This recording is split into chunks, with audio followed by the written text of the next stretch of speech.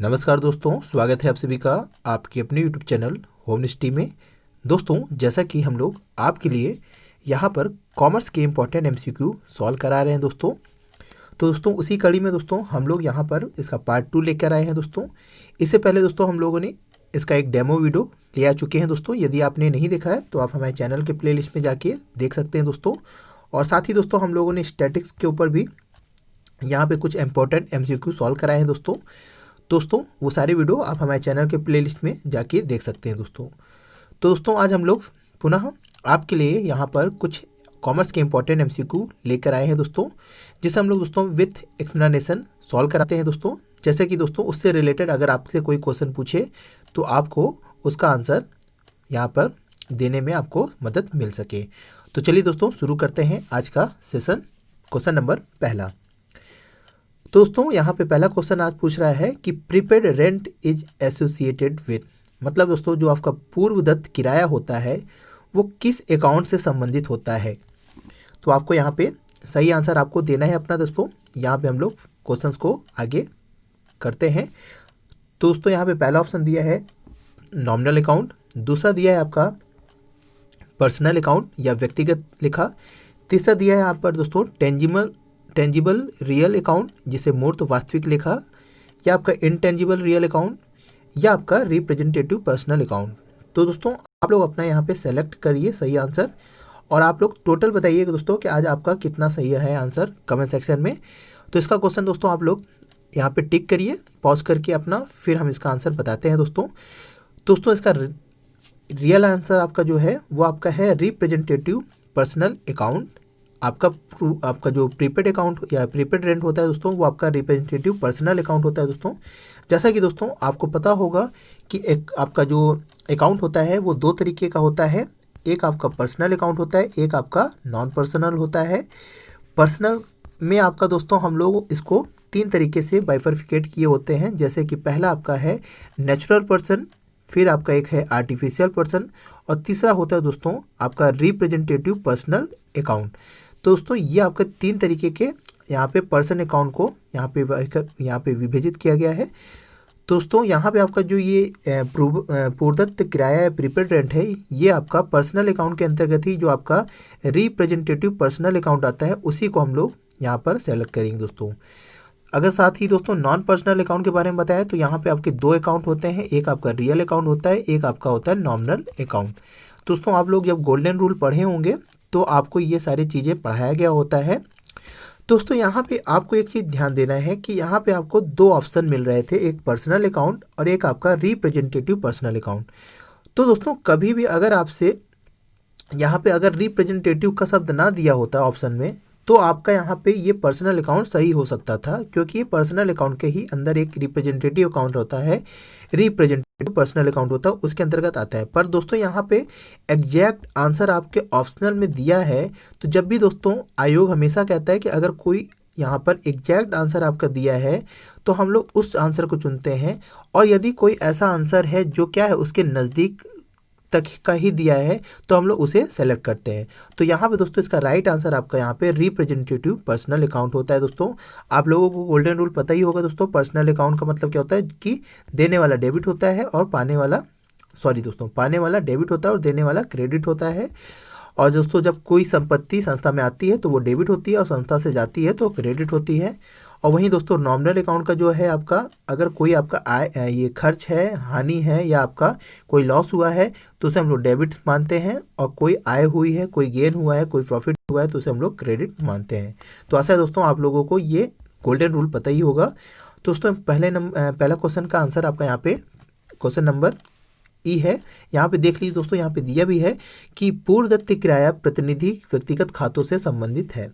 खातों को सामान्यतः तीन भागों में बांटा गया। दोस्तों अगर हम आपको बताएं यहाँ तीन भागों में ही सामान्यतः कहा जाता है, पर वास्तविक रूप में दोस्तों ये दो ही अकाउंट होते हैं, एक आपका पर्सनल होता है, एक आपका नॉन पर्सनल होता है।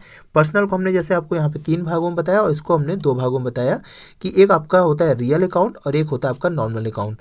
और पर्सनल में हमने बताया आपको नेचुरल पर्सन, और फिर आपका होता है क्या कहते हैं यहाँ पे आर्टिफिशियल पर्सन, और तीसरा होता है आपका रिप्रेजेंटेटिव यहाँ पे क्या कहते हैं, पर्सनल अकाउंट। तो यहाँ पे दोस्तों ये देखिए दिया है कि व्यक्तिगत खाता, वास्तविक खाता, नाममात्र खाता। व्यक्तिगत खाता को पुनः 3 भागों में बांटा गया है और वास्तविक खाते को 2 प्रकार से बांटा गया है। तो यहाँ पे दोस्तों यहाँ पे प्राकृतिक व्यक्तिगत खाता है, अप्राकृतिक प्रतिनिधि। तो वही से दोस्तों नेचुरल, आर्टिफिशियल और आपका रिप्रेजेंटेटिव हिंदी में यहाँ पे दिया है दोस्तों। और वास्तविक खाता को दोस्तों यहाँ पे मूर्त वास्तविक खाता, अमूर्त वास्तविक खाता दिया है। तो दोस्तों ये आपका यहाँ पे बाइफर्फिकेशन दिया गया है, अच्छे से आप लोग समझ गए होंगे दोस्तों। ये दोस्तों आप लोगों को जैसे हमने बताया, इसको अगर आप लोग समझ गए होंगे तो इसकी आपको ज़रूरत नहीं पड़ेगी दोस्तों। तो क्वेश्चन नंबर दोस्तों यहाँ पे प्रीपेड रेंट की बात है दोस्तों। तो ये पूर्वदत्त किराया दोस्तों कैसा आपका खाता होता है, रिप्रेजेंटेटिव पर्सनल अकाउंट होता है। साथ ही दोस्तों अगर आपका इसी में अगर आपको जानकारी देख लीजिए तो आउटस्टैंडिंग हो गया, या आपका प्रीपेड है या एक्रूड आपका है, अनएक्रूड है, ये सारे चीज़ आपके किस में आते हैं, रिप्रेजेंटेटिव आपका पर्सनल अकाउंट के अंतर्गत शामिल किए जाते हैं। तो ऐसा है दोस्तों, इससे संबंधित आपको सभी जानकारी समझ में आ गई होंगी।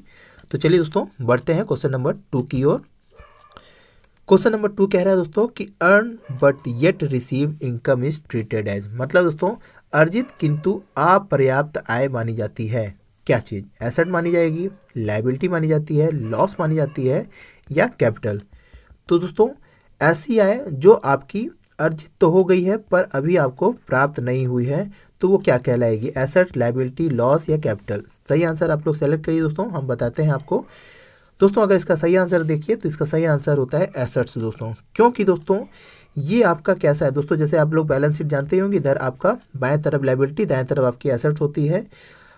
जनरली होता है क्या दोस्तों कि अर्जित जो हो जाती है, मतलब कि हमने जिसके लिए अपना श्रम कर दिया या हमने उस पर अपना सभी चीज़ कर दिया है, पर वो अभी वास्तव में हमारे हाथ में नहीं आई।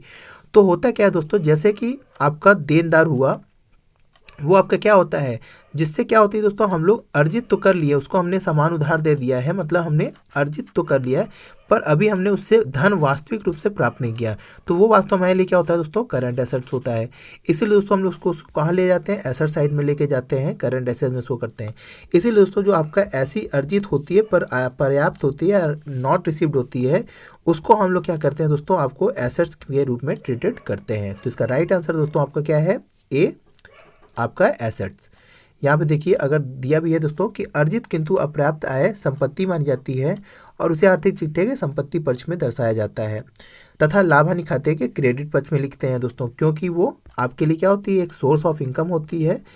अंतिम खाते बनाने की तिथि तक व्यवसायी को जो आय प्राप्त नहीं होती, यद्यपि वह कमाई जा चुकी है, पर उसे हम लोग आपका अर्जित नहीं किए हैं, तो ऐसी आय को उपार्जित आय कहा जाता है दोस्तों। तो आशा है दोस्तों ये चीज़ आपको समझ में आ गई होगी दोस्तों कि आपका अर्जित आय किस तरफ आपको ले जाती है, या अर्जित आय किंतु अपर्याप्त आय आपकी एसेट साइड में शो होती है दोस्तों। तो क्वेश्चन नंबर दोस्तों 2 का right answer A. Next question की ओर बढ़ते हैं दोस्तों, क्वेश्चन नंबर 3 की बात करते हैं।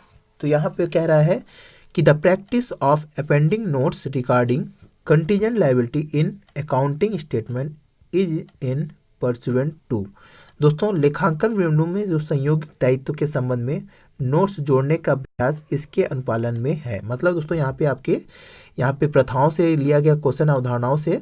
तो यहाँ पे कह रहा है कि जो आपका जो practice of the appending notes होता है दोस्तों, उसको किस रिगार्डिंग आपके जो कंटीजेंट लायबिलिटी है उससे संबंधित जो आपके यहाँ पे अपेंडिंग नोट्स हम लोग लिखते हैं, वो आपके किस यहाँ पे प्रैक्टिस के थ्रू हम लोग यहाँ पे लिखते हैं। पहला आपका दिया है आपका यहाँ पे कन्वेंशन ऑफ कंटीजेंसी, फिर आपका दिया है मनी मैनेजमेंट कॉन्सेप्ट, फिर आपका है कन्वेंशन ऑफ वो यहाँ पे आपका कंजर्वेटिव है, फिर आपका कन्वेंशन ऑफ डिस्क्लोजर है। मतलब दोस्तों स्थिरता की प्रथा, मुद्रा मापन की अवधारणा, रूढ़िवादी की परिपाटी या प्रकटीकरण की परिपाटी।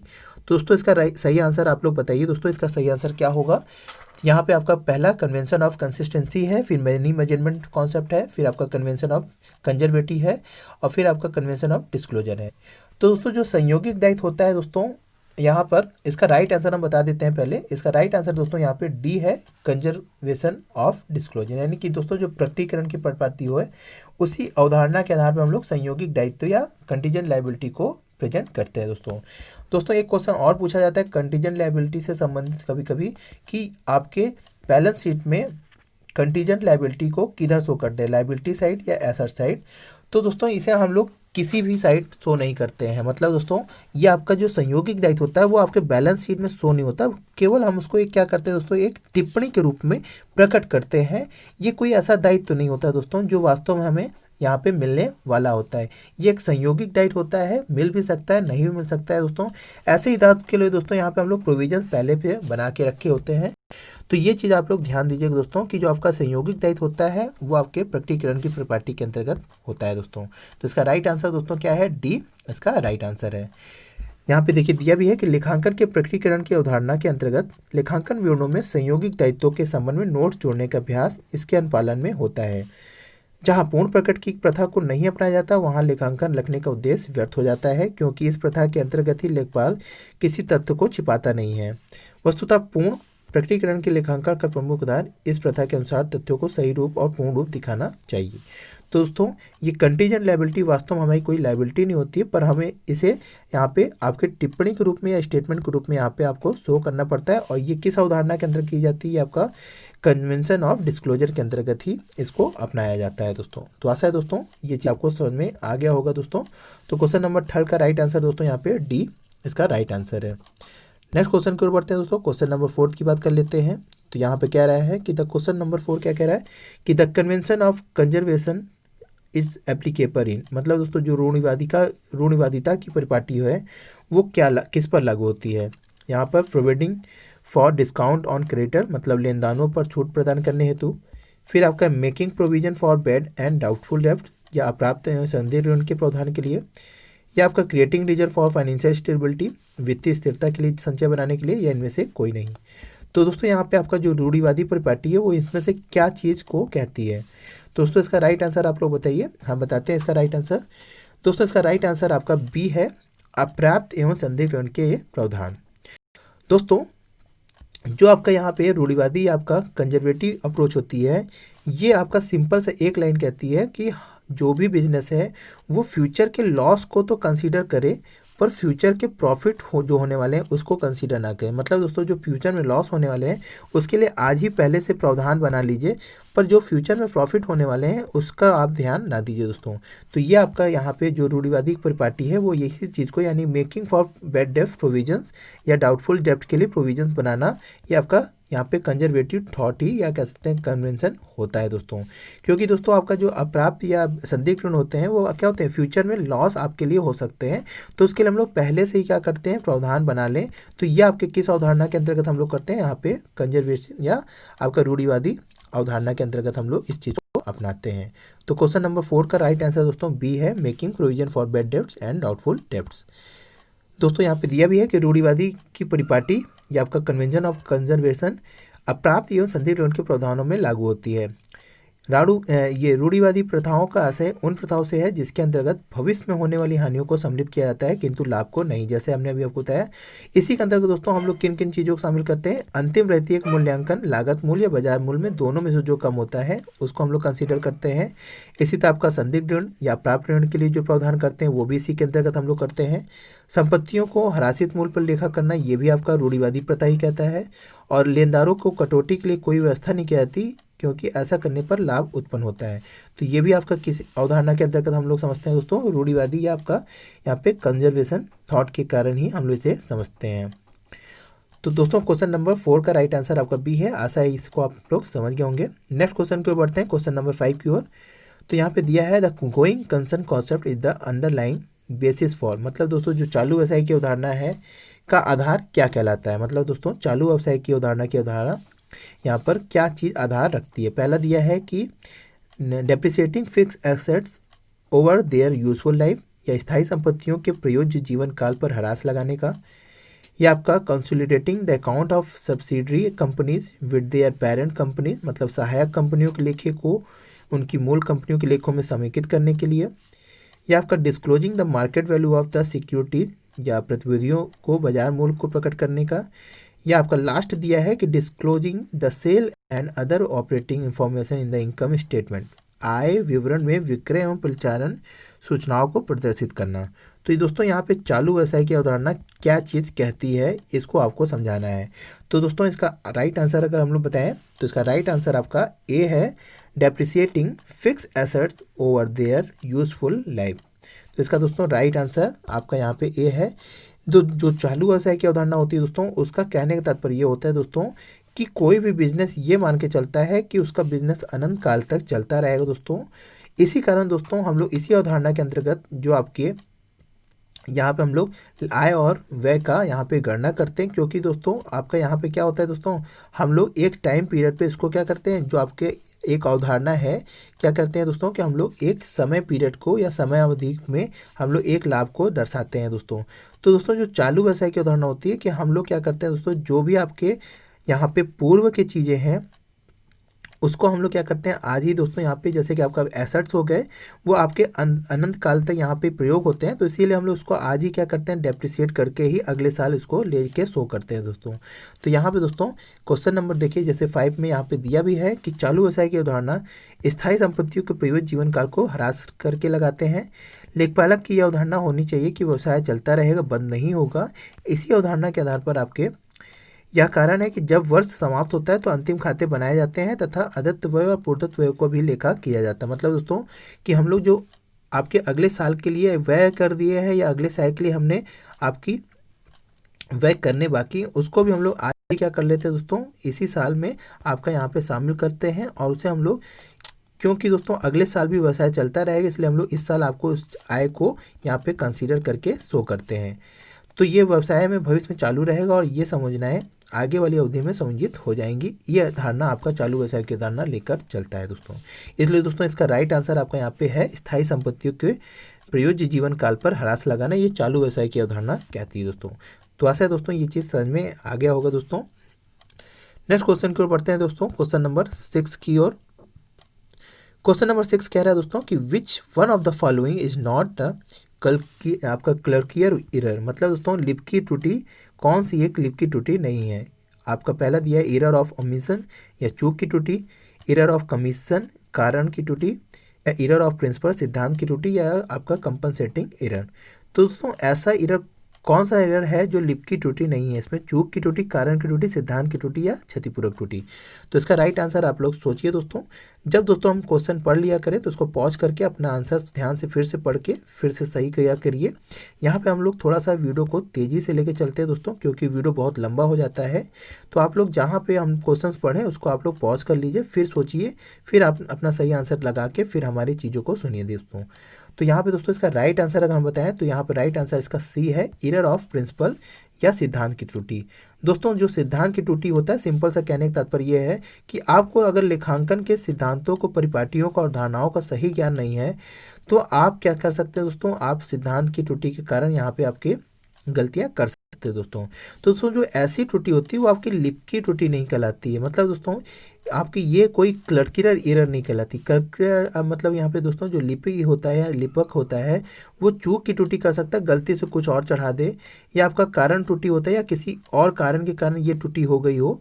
और कभी कभी दोस्तों कंपनसेटिव एरर होता है, मतलब जैसे 500 रुपये आपको डेबिट करना था तो दोस्तों आपने 500 रुपये क्रेडिट कर दिया किसी अकाउंट में और दूसरा किसी 500 अकाउंट को डेबिट कर दिया, जिससे ये दूसरे को क्या कर दिया, कंपनसेट कर दिया अमाउंट के हिसाब से। तो ऐसी त्रुटि दोस्तों कंपनसेटिव करते हैं। और यहाँ पे कारण त्रुटि होता है कि दोस्तों किसी कारणवश, जैसे कि यहाँ पे कोई चीज़ डेबिट होने के कारण कोई चीज़ दूसरा आपका यहाँ पे अधिक क्रेडिट हो गया, तो ऐसा चीज़ कभी कभी हो जाता है दोस्तों।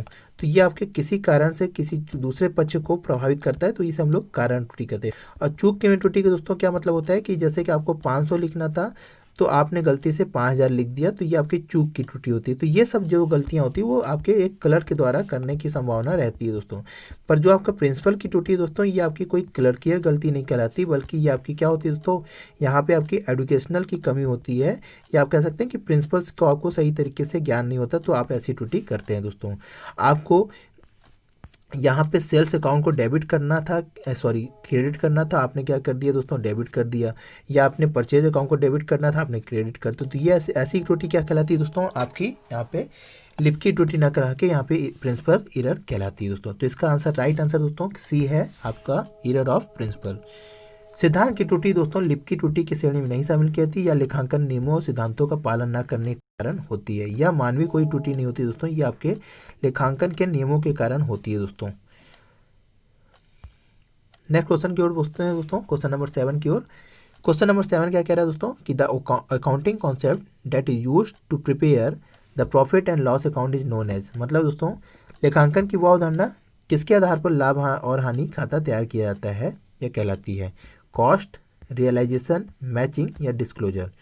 यानी दोस्तों लेखांकन की वो अवधारणा जिसके आधार पर लाभ और हानि खाते तैयार किया जाता है वो आपका क्या कहलाता है, कॉस्ट, रियलाइजेशन अकाउंट, मैचिंग या डिस्क्लोजर। तो बताइए दोस्तों कि हम लोग लेखांकन की किस अवधारणा के आधार पर लाभ हानि खाता तैयार करते हैं दोस्तों। तो इसका राइट आंसर अगर आप लोग बताइए दोस्तों, तो इसका राइट आंसर है दोस्तों सी, मैचिंग या मिलन। क्यों दोस्तों? क्योंकि दोस्तों मिलन या आप कह सकते हो जो मैचिंग कॉन्सेप्ट होता है वो ये कहता है कि आपका जो भी आपके यहाँ पे क्या है दोस्तों, आपके जितने व्यय हो रहे हैं उतनी आपको कहीं ना कहीं से आय भी होनी चाहिए दोस्तों। या कह सकते हैं दोस्तों कि आपके जहाँ से वैसा गया है, मतलब कि जितना आपने व्यय किया है उतना अगर आपको आय नहीं है तो आपका क्या होगा दोस्तों, यहाँ पे डेबिट और क्रेडिट बैलेंस बराबर नहीं हो सकते। तो इसी कारण दोस्तों हम लोग करते क्या है दोस्तों कि आपका जो भी व्यय हुआ है अगर व्यय ज़्यादा हो गया आय से तो आपका क्या होता है, लॉस हो जाता है, और आय अगर ज़्यादा होती है तो हमारा क्या होता है, प्रॉफिट होता है। तो दोस्तों ये आपके अंत में आपके क्या होता है, मैचिंग हो जाते हैं। अगर आपका व्यय ज़्यादा होता है तो आपको लॉस हो जाता है जिससे आपका मैचिंग हो जाता है, और अगर आपका आय ज़्यादा हो जाता है वैसे तो यहाँ पे आपको प्रॉफिट हो जाता है और फिर ये मैच कर जाते हैं दोस्तों। तो यही आपकी अवधारणा कहलाती है दोस्तों, जो आपके यहाँ पे देख लीजिए दोस्तों कि कह रहा है कि लेखांकन की वह अवधारणा जिसके आधार पर लाभ हानि खाता तैयार किया जाता है वो आपका मैचिंग कॉन्सेप्ट कहलाता है। इसको आगम व्यय मिलान अवधारणा के नाम से भी जाना जाता है दोस्तों। व्यवसायिक शुद्ध लाभों के निर्धारण के लिए दोस्तों यह अवधारणा बहुत महत्वपूर्ण है। इस सिद्धांत के अनुसार शुद्ध लाभ के निर्धारण के लिए जिस अवधि में आगम की प्राप्ति हुई है उसी अवधि के व्ययों की गणना की जाती है, और दोनों में जो अंतर आता है दोस्तों, अगर हमने जैसे अभी बताया दोस्तों, अगर व्यय आपका ज़्यादा है आय के अकॉर्डिंग तो आपको लॉस होगा, और अगर आय ज़्यादा है व्यय के अकॉर्डिंग तो आपको लाभ होगा दोस्तों। तो दोस्तों दूसरे शब्दों में अगर कहें तो लागत के आगम से मिलान के लिए यह पहले आगम निर्धारित करने चाहिए और फिर आगम की प्राप्ति हेतु जो खर्च किए हैं उसका निर्धारण होना चाहिए। तो दोस्तों क्वेश्चन नंबर 7 आपका जो लेखांकन की अवधारणा के आधार पर लाभ हानि खाता तैयार किया जाता है वो आपके मैचिंग कॉन्सेप्ट के कारण हम लोग करते हैं दोस्तों। तो ऐसा है दोस्तों क्वेश्चन नंबर 7 का राइट आंसर सी है, और इसके बारे में आप लोग समझ गए होंगे दोस्तों। नेक्स्ट क्वेश्चन की ओर बढ़ते हैं दोस्तों, क्वेश्चन नंबर 8 की ओर। क्वेश्चन नंबर 8 कह रहा है दोस्तों कि if closing stock is shown is trial balance then it should be shown is. मतलब दोस्तों यदि अंतिम रतिया तलपट के अंदर दिखाया गया है तो उसे कहाँ दिखाया जाएगा, ट्रेडिंग अकाउंट में, आर्थिक चिट्ठे में, रोकड़ खाते में या आपके लाभ हानि खाते में। तो दोस्तों यहाँ पे हम आपको सहूलियत के लिए यहाँ पे एक ऑप्शन हम आपको बता देते हैं कि गलत है, ये आपका रोकड़ खाता नहीं होगा। अब आप लोग सही आंसर को चुनिए, इन तीनों में कौन सा होगा, व्यापार खाते, आर्थिक चिट्ठे या लाभ हानि खाते। सही आंसर दोस्तों आप लोग पॉज करके बताइए, हम इसका आंसर फिर बताते हैं दोस्तों यहाँ पे जब कहा जाए कि अंतिम रतिया तलपट के अंदर है तो इसका राइट आंसर दोस्तों होगा बैलेंस शीट होगा दोस्तों। क्योंकि दोस्तों जब कभी आपका यहाँ पे ट्रायल बैलेंस आपके बैलेंस शीट यहाँ कह सकते हैं ट्रायल बैलेंस में अंतिम रतिया क्लोजिंग स्टॉक होता है तो उसे हम लोग कहाँ दिखाते हैं दोस्तों, बैलेंस शीट में शो करते हैं दोस्तों। ये चीज़ आप लोग ध्यान दीजिएगा। जब आपका यहाँ पे समायोजन या एडजस्टमेंट में होता है तो हम लोग बैलेंस शीट और प्रॉफिट लॉस दोनों में इसको प्रेजेंट करते हैं दोस्तों, सॉरी ट्रेडिंग अकाउंट में और हम लोग बैलेंस शीट दोनों में प्रेजेंट करते हैं दोस्तों। तो दोस्तों यहाँ पे देखिए दिया है कि यदि अंतिम रतिया तलपट के अंदर दिखाया गया है तो उसे एक आर्थिक चिट्ठे एक संपत्ति पक्ष की ओर ले जाते हैं जिसे हम लोग करंट एसेट्स के अंतर्गत शामिल करते हैं। कभी कभी अंतिम रतिया तलपट के अंदर दिया नहीं रहता है, इसका असर इनका मूल्यांकन वर्ष की समाप्ति होने से पहले ही किया जा चुका है। यह राशि दोस्तों क्रय की राशि में से घटाई जा चुकी है। ऐसी दशा में अधिकतर क्रय समायोजित की राशि तलपट में दी जाती है। ऐसी दशा केवल आर्थिक चिट्ठे में संपत्ति पक्ष की ओर दिखाया जाता है दोस्तों। तो यहाँ पे दोस्तों यहाँ पे आप चीज़ ये समझ गए होंगे दोस्तों कि आपका यहाँ पे अंतिम रतिया अगर तलपट के अंदर है तो उसे हम लोग केवल बैलेंस शीट में शो करते हैं दोस्तों। नेक्स्ट क्वेश्चन की ओर बढ़ते हैं दोस्तों, क्वेश्चन नंबर 9 की ओर। 9 कह रहा है कि the transaction record on the basis of dual expert concept is called. मतलब दोस्तों जो द्विपक्षीय अवधारणा है वो आधारित है व्यवहारों के लेखा करने की प्रणाली पर। किस पर, सिंगल एंट्री सिस्टम, इकहरा रेखा प्रणाली, डबल एंट्री सिस्टम, दोहरा रेखा प्रणाली, डबल अकाउंट सिस्टम, दोहरा खाता प्रणाली या नन ऑफ अबव। यहाँ पे दोस्तों क्वेश्चन ध्यान से पढ़िएगा कि द्विपक्षीय अवधारणा पर आधारित व्यवहारों के लेखे करने की प्रणाली कहलाती है transaction recorded on the basis of dual expert concept. दोस्तों डुअल एक्सपेक्ट कॉन्सेप्ट आप लोगों को पता होगा। तो दोस्तों वो आपका किस अवधारणा या किस सिस्टम के अंतर्गत काम करता है, तो इसका राइट आंसर अगर हम बताएं दोस्तों तो इसका राइट आंसर है आपका डबल एंट्री सिस्टम, इसका राइट आंसर है। क्वेश्चन नंबर 9 का राइट आंसर बी है दोस्तों। डुअल एक्सपेक्ट की बात कर लें दोस्तों, जो द्विपक्षीय अवधारणा है वो आधारित व्यवहारों का लेखा करने की प्रणाली को दोहरा रेखा प्रणाली के आधार पर करता है दोस्तों। लेखांकन की यह अवधारणा दोस्तों प्रत्येक सौदे के 2 खातों को प्रभावित करता है। एक आपका यहाँ पे एक पक्ष आपका यहाँ पे क्या होता है दोस्तों, लायबिलिटी है, तो दूसरा आपका एसेट्स होता है। यही कारण है कि लेखांकन की दोहरा प्रणाली का जन्म हुआ दोस्तों। इस प्रणाली का एक पक्ष डेबिट होता है तो दूसरा पक्ष क्रेडिट होता है। व्यवसाय के सभी सौदे दोस्तों इसी अवधारणा के आधार पर लिखे जाते हैं दोस्तों इसके बारे में हम बहुत बार आपको चर्चा कर चुके हैं दोस्तों कि आपका जो एक होता है मतलब एसेट्स होता है वो आपके लायबिलिटी के बराबर होता है, और जो आपका लायबिलिटी होता है वो 2 तरीके से बाइफरफिकेट किया जाता है। एक होता है एक्सटर्नल लायबिलिटी और एक होता है आपका कैपिटल, यानी लायबिलिटी जो आपके संस्था के लोगों द्वारा या स्वामी द्वारा लगाया जाता है उसे हम लोग कैपिटल का नाम दे देते हैं, और ऐसी लायबिलिटी जो बाहर लोगों की होती है उसे हम लोग एक्सटर्नल लायबिलिटी के नाम देते हैं दोस्तों। तो यहाँ पे दोस्तों देखिए जैसे क्वेश्चन दिया है कि एसेट बराबर आपका यहाँ पे एक्सटर्नल लायबिलिटी, ऋण को एक्सटर्नल लायबिलिटी बोलते हैं दोस्तों, और पूंजी तो मतलब कैपिटल है ही है दोस्तों। साथ ही दोस्तों एक्सटर्नल लायबिलिटी को हम लोग दायित्व भी कह देते हैं। तो यहाँ पे आपका ये फॉर्मूला बन जाता है ए बराबर एल प्लस सी दोस्तों। तो आशा है दोस्तों ये चीज़ आपको समझ में आ गया होगा दोस्तों। आज के लास्ट क्वेश्चन की ओर बढ़ते हैं दोस्तों। क्वेश्चन नंबर 10 की चर्चा कर लेते हैं। तो क्वेश्चन नंबर 10 क्या कह रहा है, इसको पढ़ते हैं दोस्तों। Trade discount is allowed for, मतलब दोस्तों कि डैश के लिए व्यापार छूट की अनुमति होती है। किसके लिए दोस्तों, प्रमोट पेमेंट ऑफ कैश, मतलब कि जो ट्रेड डिस्काउंट होता है वो आपके प्रमोट पेमेंट ऑफ कैश के लिए यानी कि नकदी के शीघ्र भुगतान के लिए दिया जाता है, या purchasing product in bulk quantity, या आपके बड़ी मात्रा में उत्पादन खरीदने के लिए दिया जाता है, या आपका payment of cash with in 30 day time period, या आपके 30 दिन की अवधि के अंदर नकदी में भुगतान करने के लिए दिया जाता है, या आपका opening of सर्वल unit in different markets for business expansion, या व्यापार विस्तार के लिए विभिन्न बाजारों में कई इकाइयाँ खोलने के लिए आपको ट्रेड डिस्काउंट दिया जाता है, या आपका लास्ट है maintaining good relationship with the customer, मतलब ग्राहकों के साथ अच्छे स्वभाव या संबंध कायम रखने के लिए आपको ट्रेड डिस्काउंट दिया जाता है। तो ध्यान से दोस्तों एक बार पॉज करिए, इसको फिर से पढ़िए आप लोग और सही आंसर अपना बताइए। यहाँ पे हम अपना सही आंसर बताते हैं दोस्तों। तो इसका दोस्तों राइट आंसर है आपका बी, इसका राइट आंसर है दोस्तों कि purchasing product in bulk quantity. यदि दोस्तों आप बल्क मात्रा में या बड़ी मात्रा में जब किसी वस्तु को खरीदते हैं तो आपका जो व्यापारी होता है आपको क्या देता है दोस्तों, आपको जो डिस्काउंट देता है उसी को हम लोग ट्रेड डिस्काउंट बोलते हैं दोस्तों। वहीं दोस्तों एक डिस्काउंट का नाम होता है दोस्तों कैश डिस्काउंट या नकदी डिस्काउंट। वो दोस्तों क्या होता है इसको भी समझ लीजिए कि जब कोई व्यक्ति तुरंत या शीघ्र भुगतान करता है तो हम लोग उसे क्या बोलते हैं दोस्तों, नकदी भुगतान, या आपका यहाँ पे कैश डिस्काउंट हम लोग बोलते हैं दोस्तों। यानी दोस्तों कि जो पैसा कल मिलने वाला था यदि आज ही हमें मिल जाए तो उस पर हम लोग जो डिस्काउंट देते हैं उसको हम लोग कैश डिस्काउंट कहते हैं दोस्तों। तो यहाँ पे आशा है दोस्तों ये आपका ट्रेड डिस्काउंट और कैश डिस्काउंट के अंतर्गत आपको समझ में आ गया होगा दोस्तों। तो दोस्तों आशा है दोस्तों आज हम लोगों ने यहाँ पे क्वेश्चन 10 देख लिया। इसके बारे में अगर हम लोग देख लें लास्ट क्वेश्चन को हम देखिए दिया भी है कि व्यापारिक छूट को बढ़ावा देने के उद्देश्य से जो आपका व्यापारी होता है उसको हम लोग व्यापारी या ट्रेड डिस्काउंट देते हैं दोस्तों। अतः व्यापारिक छूट बड़ी मात्रा में उत्पादन खरीदने पर ही दी जाती है। यदि आप एक उत्पाद खरीदते हैं तो उसका कुल मूल्य देना होता है, और यदि आप 10 लेते हैं तो उसमें कुछ भुगतान कम कर दिया जाता है। तो इसी को हम लोग ट्रेड छूट के नाम से जानते हैं दोस्तों।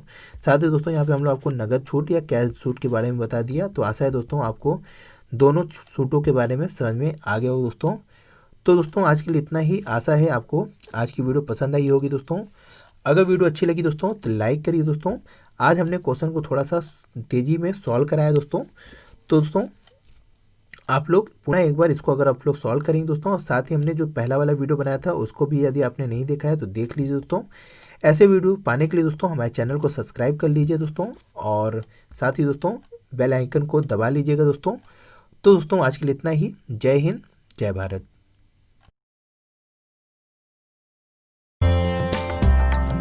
दोस्तों यदि आप हमारे चैनल होम मिनिस्ट्री को सपोर्ट करना चाहते हैं तो आप इस UPI ID लिंक पर जाकर अपनी इच्छा अनुसार राशि को प्रदान कर आप होम मिनिस्ट्री को सपोर्ट कर सकते हैं।